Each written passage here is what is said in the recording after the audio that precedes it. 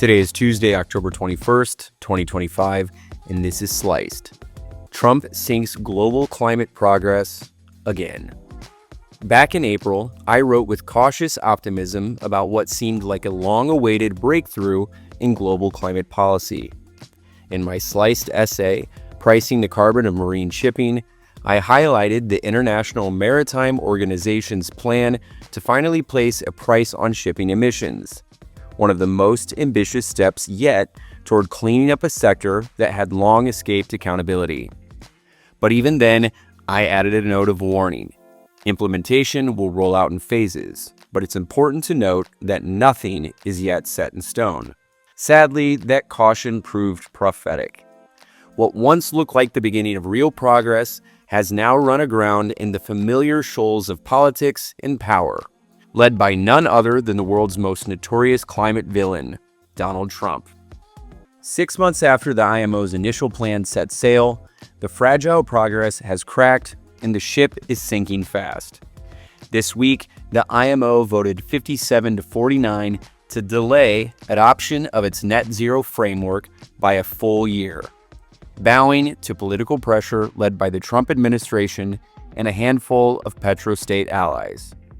Trump posted, "The United States will not stand for this global green new scam tax on shipping and will not adhere to it in any way, shape, or form," and threatened sanctions and tariffs on nations that supported it, which is an act of raw geopolitical intimidation that derailed years of delicate negotiation. Saudi Arabia, Singapore, and Liberia joined the U.S. in pushing for postponement, citing economic fairness concerns. The irony, of course, is bitter. The same economies most responsible for the carbon overshoot now claim to be protecting the developing world from the costs of decarbonization. The result is more than a procedural delay. It's a retreat from reality. Every year of hesitation locks in emissions that no future technology can erase.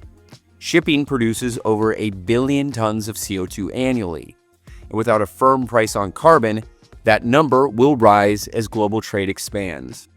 The IMO's carbon levy, once posed to generate $10 billion a year for clean fuel transitions and climate adaptation, would have been the first global, industry-wide climate mechanism of its kind.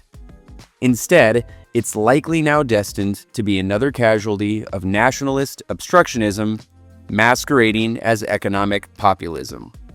The Trump administration's campaign against the framework is especially galling. Having already withdrawn from the Paris Agreement again, the U.S. now actively undermines global climate governance from the outside. It is one thing to opt out of collective responsibility. It is another to use economic pressure to ensure others cannot act either. This is not leadership. It is sabotage. The self-proclaimed defenders of energy independence are in practice defending dependency on fossil fuels that imperil the planet's stability. The timing could hardly be worse. Just days before the IMO vote, scientists reported a record jump in atmospheric CO2 concentrations in 2024. The Guardian's headline captured it bluntly. Record leap in CO2 fuels fears of accelerating global heating. We are no longer in the era of warning, we are in the era of consequence.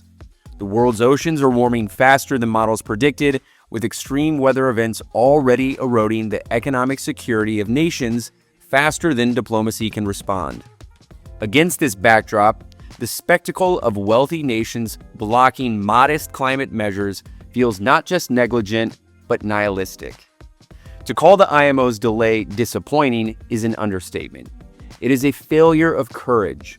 Small island nations that contributed almost nothing to the climate crisis are again told to wait while larger powers squabble over short-term trade impacts. Industry leaders who invested in low-carbon shipping now face renewed uncertainty, and the credibility of the IMO, which was one of the few UN bodies capable of enforcing global environmental standards, has been damaged at a critical moment. The IMO's one-year delay is now a test of whether multilateral climate governance can survive a resurgent era of protectionism. The next 12 months will reveal whether nations can summon the will to defend the principle that no economy however large, is exempt from planetary limits. Sadly, the world has lost another year it simply cannot afford to lose.